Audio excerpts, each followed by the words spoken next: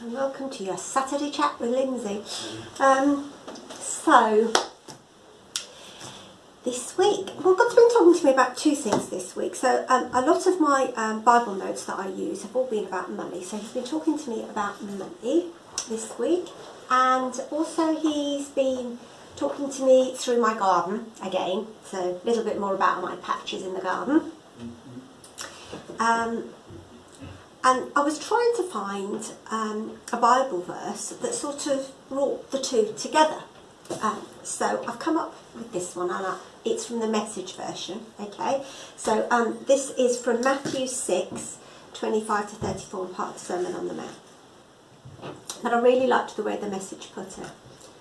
If you decide for God, living a life of God worship, it follows that you don't fuss about what's on the table at mealtimes, or whether the clothes in your closet are in fashion. There is far more to life than food you put in your stomach, more to your outer appearance than the clothes you hang on your body. Look at the birds, free and unfettered, not tied down to a job description, careless in the care of our God, and you count far more to him than the birds. Has anyone, by fussing in front of the mirror, ever got taller so much as an inch?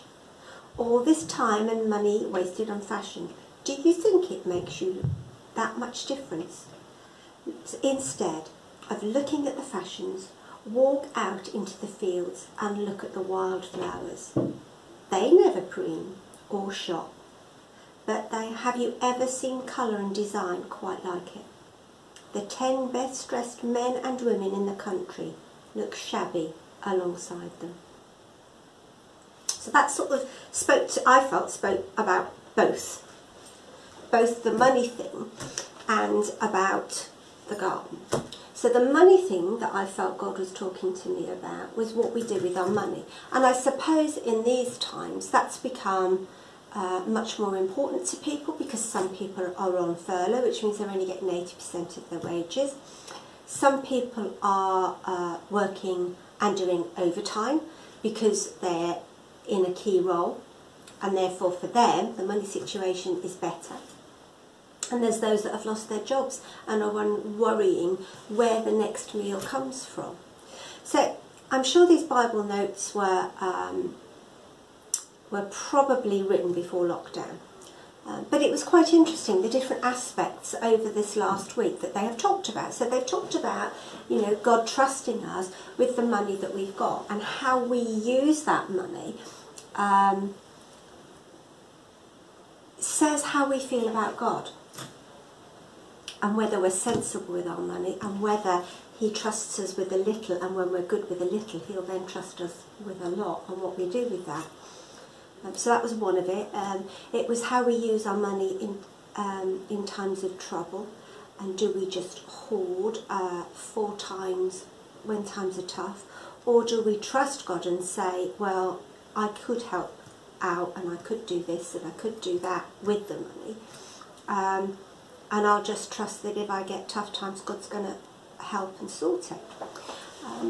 It made me think of a book I've read, and I can't remember which one it was, as in, I know the author, but as part of a Refresh group, we did a Lent thing a couple of years ago, which was the Circle Maker, and about praying a circle around something. And part of that book, I'm sure it was the Circle Maker that it's from, they talked about how they wanted to go beyond tithing, that him and his wife chose to gradually increase their giving, so that it wasn't 10% that they were giving, but eventually that they would be giving a lot more than they were living off of. That was the ethos behind it, and that they would trust God to do that.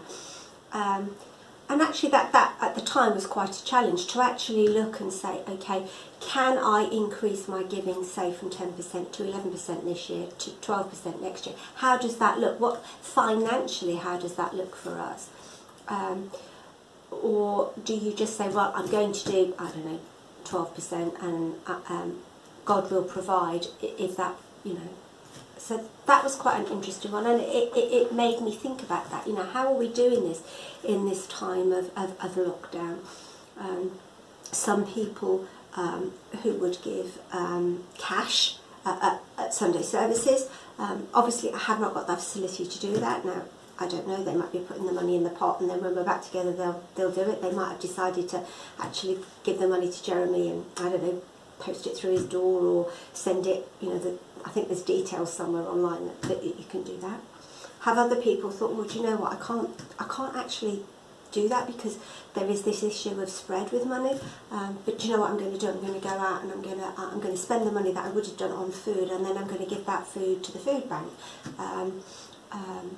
Or is it that actually, because you're not giving and you're on 80%, it means that you can still have that same standard of living? And it's for each of us to decide that. It's between us and God to decide that. But it did make me think, you know, how are we giving? What are we giving to? What are the needs? Is there extra money in my purse that actually could fulfill a need? That needs, you know, that I should be looking at. There's all these things on the telly, isn't there? You know, give to this, give to that, especially in these times, washing hands and stuff like that. So actually that's quite a challenge, and I'm still processing that one a little bit. But, you know, equally, we're probably not spending because, you know, certainly can't go out and have coffee with people, and certainly can't go out and shop in the same way. Yeah, we can shop online, we can buy things online, but I think, if you like, the need's not there quite so much for that. So yes, still processing that, haven't quite think, but it is something that's been on my mind a lot, and maybe it is on yours, and you know, you need to talk to God about that and see what He's asking you to do with that one. But also part and parcel of that verse talked about the birds and how, you know, they don't fuss. About what they wear, what they eat, because God provides for them. And probably I was a bit cross. So I talked to you last week about how I put Patch Magic on the garden, because it comes with the seed, a fertiliser to help the grass seed grow, and something to help, if you like, fill the hole, so when you water it, it expands and fills the hole a little bit, and it is a good medium for the grass seed to be in. And I had taken some advice on that, and it was suggested that that would probably be the best way to fill in the patches that I'd got on the lawn. So I've been and got this Patch Magic, which I've never used before, and I quite happily prepared it all like it said and put the seed on last Saturday afternoon and Sunday. And the instructions in it said that you needed to keep an eye on it, and it would change colour. So it would go from, when it was wet, a really dark brown, like a cocoa, you know, that when you put water on proper cocoa, it goes that really dark, rich colour, to probably more like milk chocolate, pale brown, drinking chocolate, in the tin, when it needed watering. So I have been really good all week. I've gone out, and some days I've had to water certain patches that are in the sun 2 or 3 times, and I have gone out there with my faithful little hose pipe and its nozzle on the end, and watered it and watched it and tended it and given it love. And, you know, it said that it could germinate and seed in 4 days, which is what I was like, you know, it's going to. I've given it all it needs to, which it's probably only just beginning to show today, so that's a week, which is fine, you know, but patience here I didn't have. And I was thinking, oh, have I wasted all this money on doing this to make things easier and what have you? But actually it's worked, and it, you know, my patches are going to be fine. They are going to be fine. The signs are good. But I've gone out there and I've tended it and I've looked after it, and I've done what it said on the tin or bottle or whatever it was. But it also made me think about how we nurture ourselves. The thing about the birds was that there's been a couple of blackbirds, and that whether they're making a second nest, I don't know, and they haven't been eating the seed, and I know blackbirds don't eat seeds, they eat worms, and it could be the fact that obviously as I'm watering it, the worms have been coming up and they've been coming and helping themselves to that. But I was thinking, I've put all this effort in, and now the birds are just going to be taking all the seeds and doing, so that was, but actually maybe that's what God wanted me to do, is to feed the birds. It was just a bit tough, and I put all that work in to think, oh blimey, it's all going to go to nothing. But yeah, God does provide for the birds, and they don't need to worry about where their next meal's coming from. And the flowers are beautiful, as it says in the passage. I know probably a lot of you will find this hard to believe, but I don't follow fashion. Yes, I like nice clothes and I like to look nice, I'm not saying I don't. And I have got a good wardrobe, I won't say I haven't. But I've never followed fashion because it doesn't always suit me. But that's just me. But maybe this lockdown's made us think about what's important and how we want to be seen, and what's right for us. Maybe that's the time to think about that, really. So, what have I got to think about this week ahead? Well, I'm obviously going to keep tending my grass. I've got another bit that actually needs to be seeded because I ran out of steam, I have to say. It was quite hard work last week, the week before, but I'm ready to redo the little bit that's left that needs doing. And I will continue to go out and water and feed the grass. But actually, I'm also going to water and feed me. Water and feed me with God's word, because that's something that struck me as I've been watering this grass this week, is how much I am watering myself spiritually. A couple of days I have gone out and sat and done my Bible study in the garden, which has been lovely, and obviously you can't do that in the middle of winter, but I think those are the days that I've felt really uplifted and fed by God. Like on the mornings that I run, you know, and I listen to my Christian music, I have felt uplifted by God on those days. And maybe lockdown's made me realise how much I need to do that, to feel fed by God. Because he is providing it, but actually we have a choice to make as to whether we're going to do it. You know, the blackbirds in my garden at the moment, and maybe he's choosing which patch to go to be fed, but it's his choice to actually be fed, or to actually not do any of it at all. Same as us, really, you know. So what's God talking to you about this week? Maybe he's going to talk to you about money, and maybe he's going to talk to you about your attitude to life, or maybe he's going to talk to you about how you access the feeding that he's giving through his word and through the amazing songs. You know, each person God deals with differently, because we're all different, and that is amazing. Yeah, so I pray that God will be with you this week and speak to you really powerfully. So let's pray. So Lord, I thank and praise you for the week that's passed and the way that you've spoken to me particularly about the issues that you want to lay on my heart. And I thank and praise you, Lord, that you do that for each and every one of us when we are prepared to stop and to listen to you. We're all in different situations, Lord, and we're all very different, and that is a real blessing of your creation.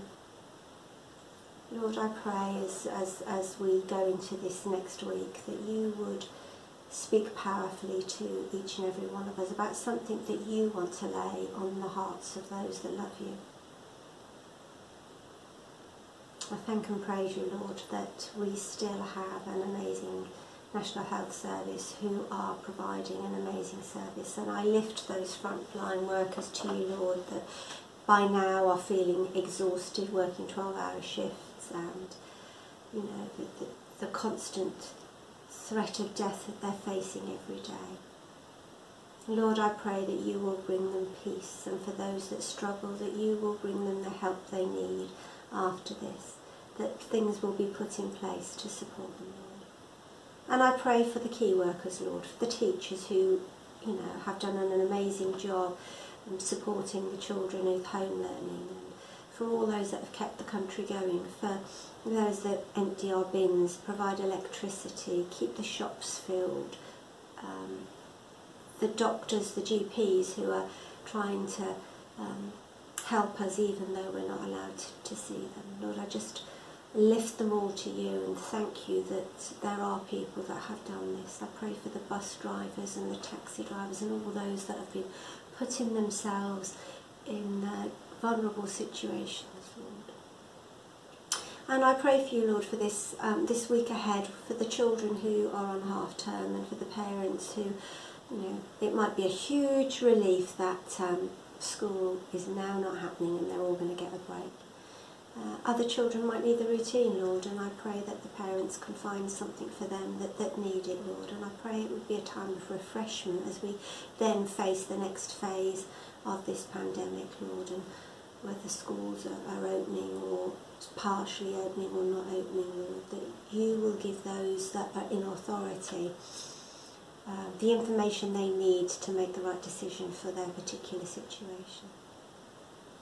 And I lift us to you, Lord. I praise you that we've been able to use technology to still meet as a church and to still support each other, Lord. I thank and praise you that that has been such a lifeline for so many, Lord. And it is so lovely to see everybody on a Sunday morning and wave at them. And I long for the time when we can all have a hug. That would be lovely. So praise you, Lord, that you do provide, as it says in the passage, you provide for our every needs and sometimes for the things that we want as well. Come, Lord, and enable us to appreciate the things that we have and the blessings that you bestow upon us. In your precious name, Lord. Amen. So let's do the Lord's Prayer. Our Father, who art in heaven, hallowed be your name. Your kingdom come, your will be done, on earth as in heaven. Give us today our daily bread, and forgive us our sins, as we forgive those who sin against us. And lead us not into temptation, but deliver us from evil. For the kingdom, the power and the glory are yours, now and forever. Amen. So, bye, stay safe, try and spend some time with God. See you next week.